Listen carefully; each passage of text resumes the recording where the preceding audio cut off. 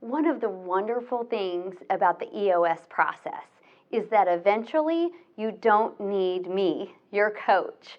I know it's sad, and I always promise you we will always be friends. But it's a really great thing because if I did my job well, then you should be able to take over running your quarterlies and annuals after you've been with me for about 2 years. So this video is all about some tips that I would like to give you for running your own quarterlies. Two kind of little disclaimers here. Sometimes you get to plan when you are going to run your own quarterly. So for example, when we do graduation here at Traction First, we usually know about 6 months ahead of time when you are going to run your own quarterly. And that's awesome. That's ideal. We plan for it. But also, second thing, sometimes just because of your schedule, my schedule, somebody was sick and we had to reschedule and we couldn't get back on my calendar. Sometimes you have to run your own quarterly and you're not ready to run your own quarterly. Well, welcome to life. This just happens and you too can run your own quarterly, even if it's what we would call an emergency running of your own quarterly. So use these tips for both situations. They will both work and nobody's going to die. So here we go. The first tip, which is going to kind of seem silly, but I got to say it. Number one, absolutely have it. Have your quarterly. The EOS tools are magnificent, but the magic to the EOS tools is the EOS process. And if you skip having this meeting, you are throwing caution to the wind and you're not putting any intention into where you want to drive your company for the next quarter. There's a phrase that I like to use. Sometimes I use it when I think about my workouts in the morning, and it goes like this. It is okay to suck. It is not okay to skip. And so I want you to think about that same thing. The quarterly that you're going to run for your first time is not going to be as awesome as if I were to run it. I do this all day long, but you cannot skip it. So please have the ever-loving quarterly. So number one, make sure you have it. About 90 days after your last quarterly is about right. Number two, Offsite is even more important when you're running your own quarterly.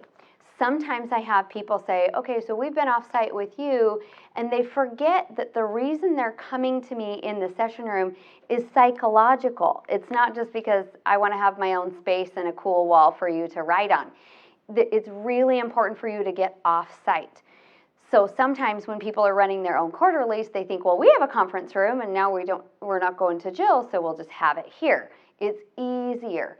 It's not easier. You'll be more distracted inside your own building. So please have it offsite.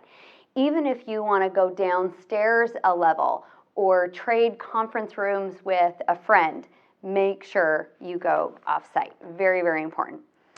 Number three tip, remember your objectives. There's 3 objectives of a quarterly session. The first one is to make sure that we have a clear vision.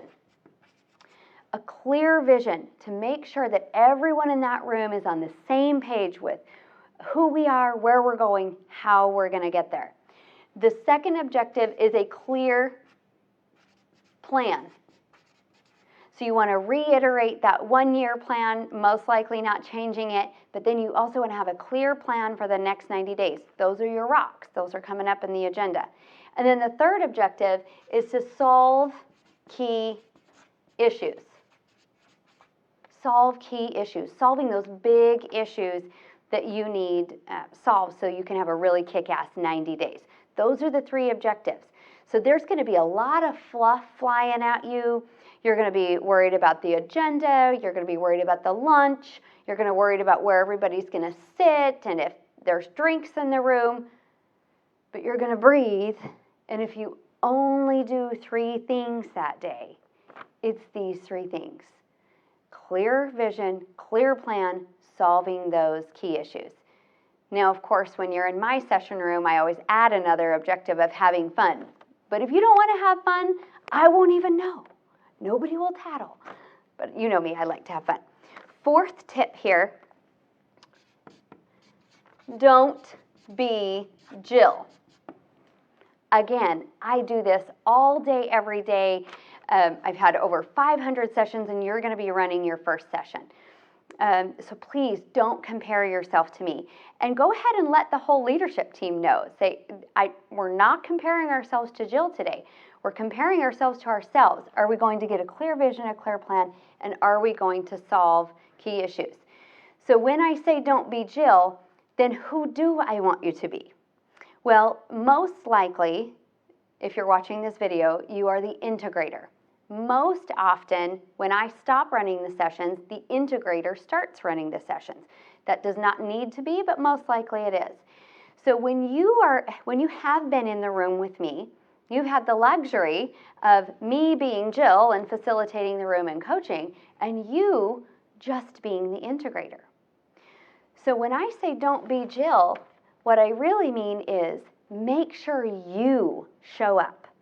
Because if we have a little bit of disaster, if this meeting sucks a little bit for facilitation, or we don't take breaks on time, or people aren't having as much fun as they do when they're in my session room, no big deal. If the facilitator doesn't show up, me, it's not awesome, but it's not going to break the bank.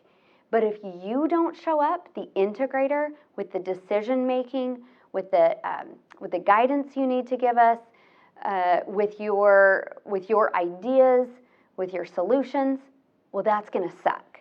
So you're going to be wearing two hats, the Jill hat and your hat.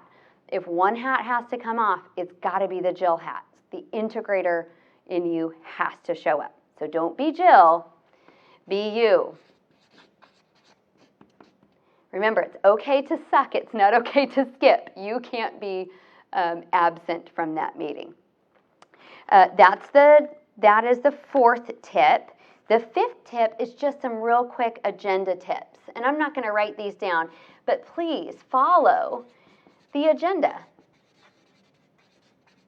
I'm going to sneak down here and grab one of these. You have leadership team binders. Here's your agenda. It's right in there. If you need more of those, you're going to email me, you're going to email Lindsay, and we're going to get you more of those inserts. But your agenda and your objectives are right here, so I'm not going to write them all down. But here's just some real quick tips for you when you're following that agenda. For the check-in, remember that this is psychology. There's real good psychology. In fact, I have a video on the psychology of the check-in you'll want to watch, maybe before this as well.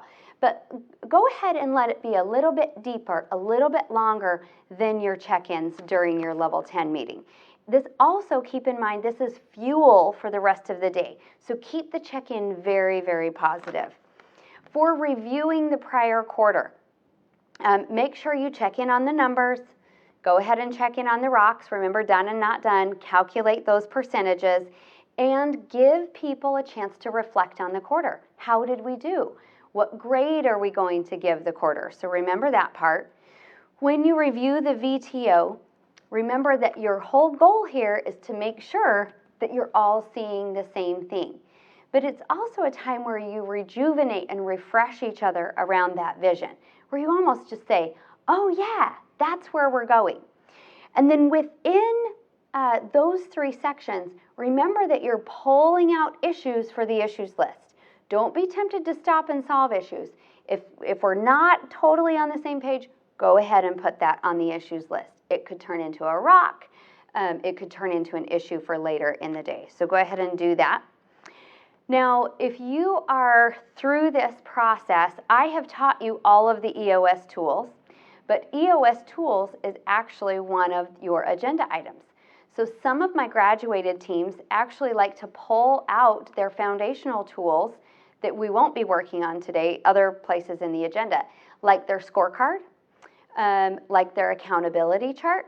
So go ahead and feel free to put those things in right there in the EOS tool section. If not, if you don't feel you need to refresh any of your EOS tools, then you could, if you wanted to, go ahead and skip that part. The next section is where you're going to be setting quarterly rocks with your team. Again, remember, you want to give everybody some quiet minutes to really think about what the highest priorities are. Throw those things on the board. Keep, kill, and combine. You can do it like I do it, or you can do it a different way, but make sure all of those ideas get up on the board and you're able to really discuss or cross out those until you get down to company rocks and then individual rocks. Just a tip for you, normally you guys know that I take pictures of the whiteboards during our sessions. Of course, I won't be in the room doing that. You could ask one person to do that. Everybody can take pictures if you'd like, but that's just a little tip for you there. And then you move into IDS. And your tip here is I really want you to focus on solving the big issues during your quarterly. Save the little issues for when you get back into your level 10s. If you can solve them all, solve them all. But sometimes you can't solve them all. You need other people in the room or you need other data. But please solve the big issues first. And then you're going to go into the next steps part of the agenda. Now again, with me as your coach, I've been doing some of this for you. I send you that nice long homework email that some of my colleagues say I shouldn't do for you, but I love it. And it's kind of good for me to keep record of what we've learned and what I've taught you that day. But I won't be doing that for you this time. So during that next steps, just reiterate who's going to update the VTO, what are the to-dos that we agreed to, who's going to put the pictures on the G drive. Just ask each other to confirm that, and we like to do that anyway in our conclusions of our meeting. And then go ahead and conclude. Go ahead and give the meeting a rating. And just as an iteration, or as a reminder, the rating is, how did we do here today? Did we get everything done that we came here to do? Do we have a clear vision? Do we have a clear plan? Did we solve our key issues? Please don't compare your session to my sessions. In fact, you know what? Sometimes they might even be better than my sessions. That would be awesome. But just ask yourself, did we get everything we came here for? Did we do good work? That's your rating. Your ratings are a feedback mechanism. And it's not just to the integrator, to you who is running the meeting. It's a feedback for the whole team so we can get better next time. So make sure you do. Those are just some quick tips on the agenda. Next tip, number 6, is take breaks. Now, as a general rule of thumb, the human brain can really only focus about 50 to 80 minutes. I actually write about this in my book, Encourage.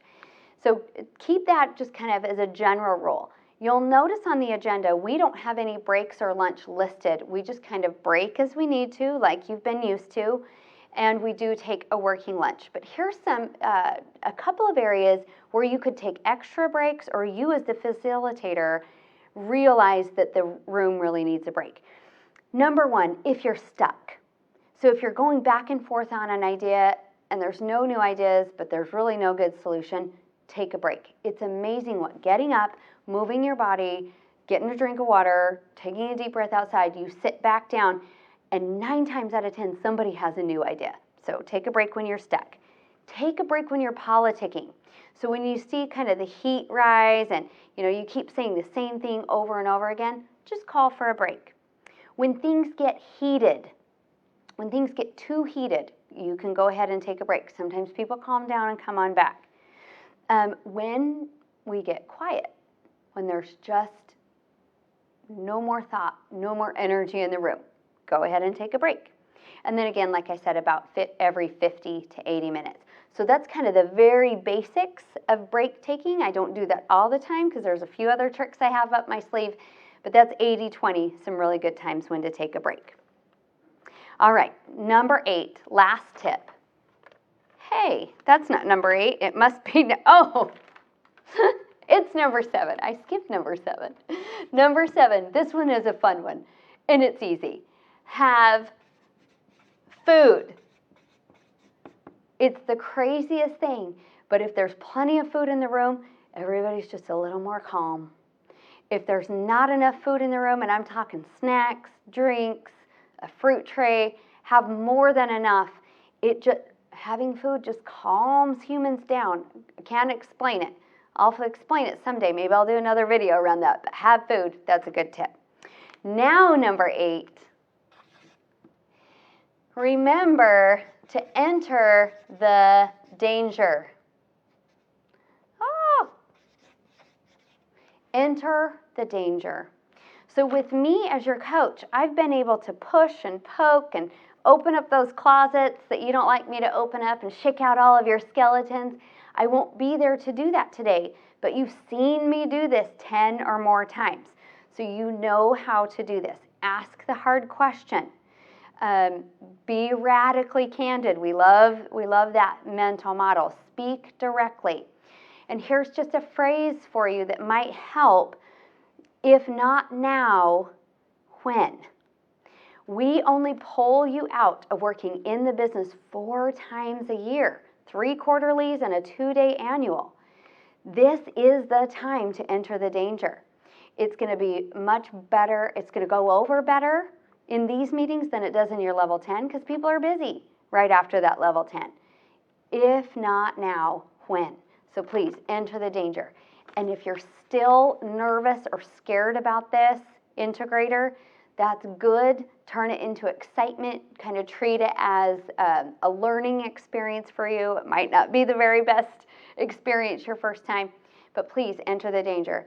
If you're still just really hesitant, or if you've had your quarterly and you just know you didn't enter the danger at all, you might still need me to coach you. You might still need your implementer to run your sessions. And that's not a bad thing. Everybody on their own timetable. So those are some really good tips then for running your own quarterly. If you need more, you can obviously call me, but hopefully this is going to help you have a level 10 quarterly meeting.